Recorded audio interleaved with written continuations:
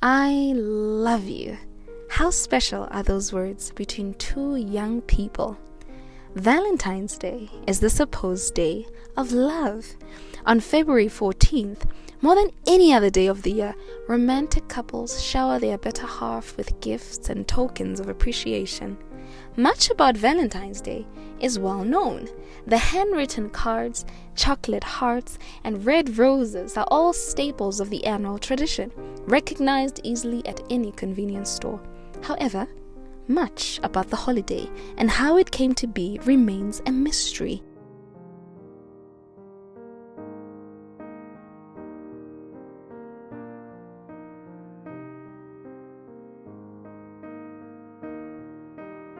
What do you like most about Valentine's Day? What I like the most about Valentine's Day is that you get to show love and affection to other people. This year, do you have a Valentine's? Oh, yeah, I do. Do you love them?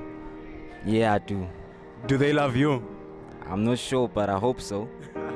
With efforts to promote love, Valentine's Day achieves quite the opposite year in and year out: promiscuity, adultery, commercialism, and it has done more harm than good to modern society.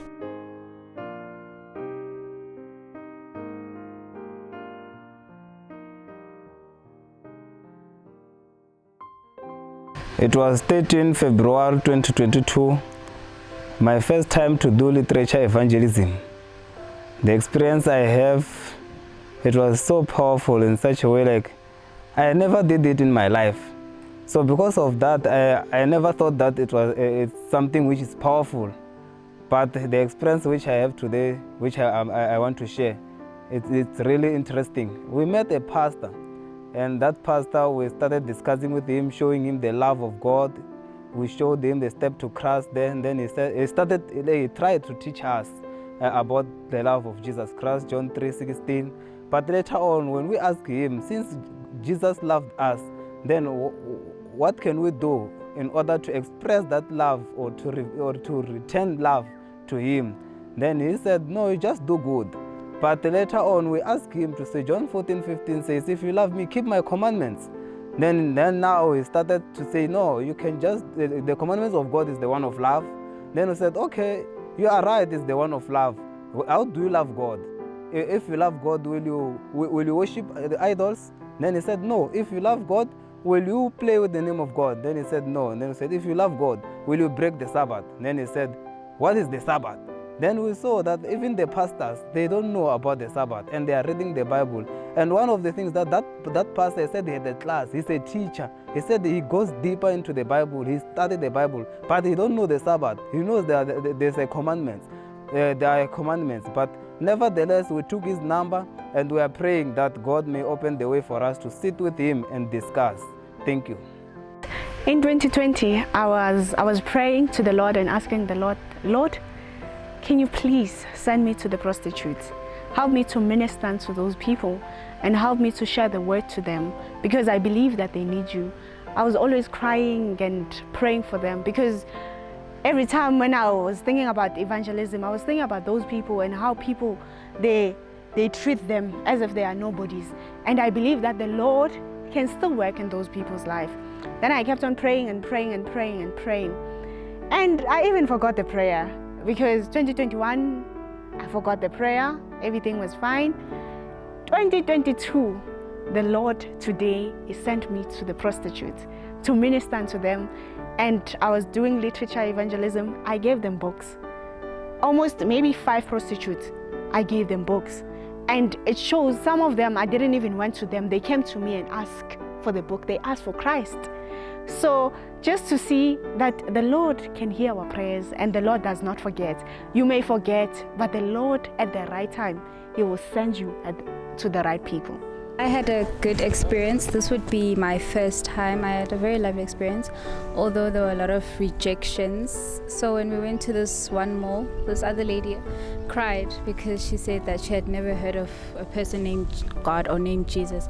So we spoke to her about the great controversy and asked if she wanted a book, and she said she would love one since she loves reading. And so she read the front page and she said she would love to read it, and she would also prefer buying a Bible than hearing from other people.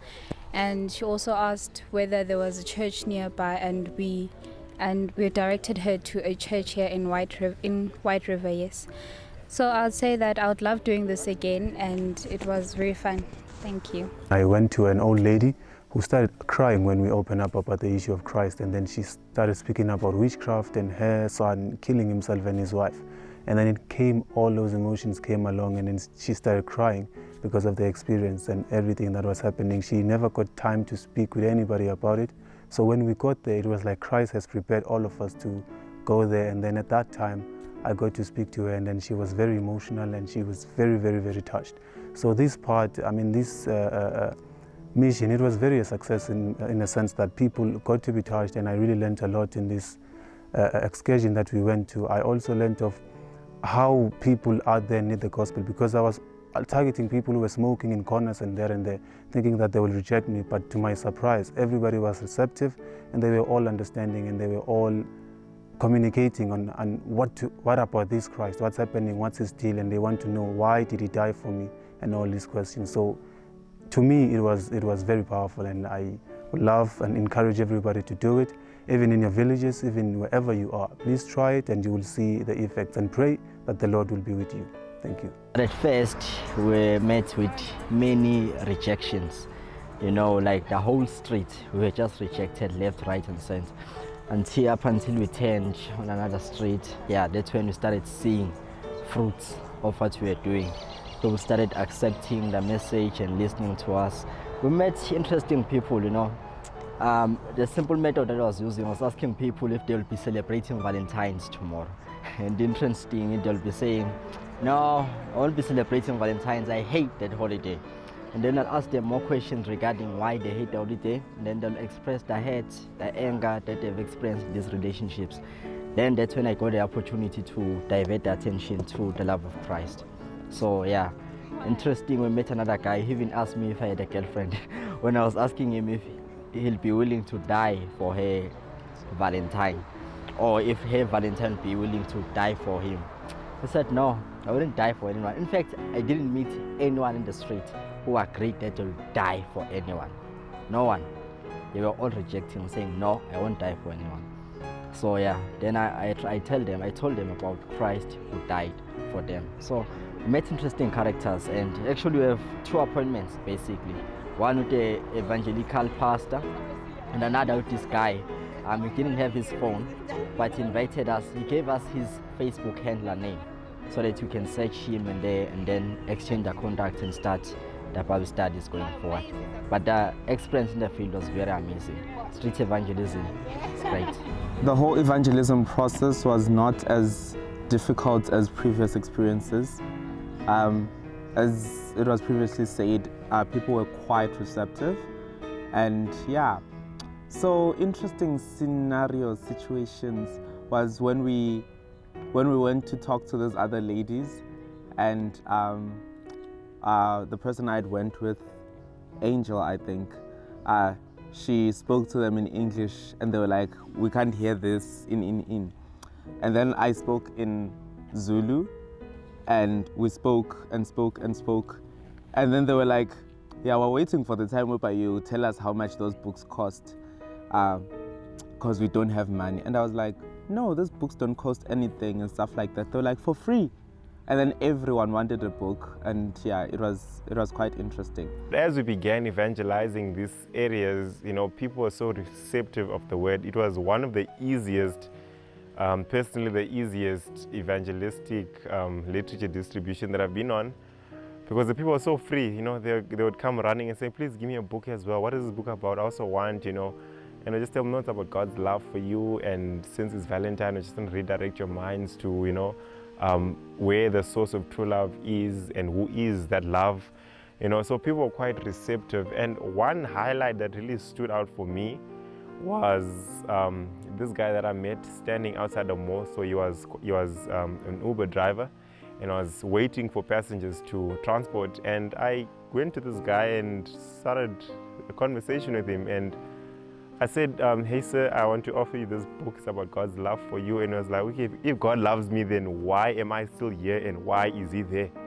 I was like, hey, that's a quite interesting question, and it was really difficult for me to simplify an answer that would be good enough for him, you know, and I just began kind of confusing him with deep doctrinal subject, and he was quite confused, and I really enjoyed the fact that he was confused because it was my way of quite interesting him more, to make him realize that I'm not just handing these things out and I don't know about these things, but I actually showed that I know what I'm speaking about.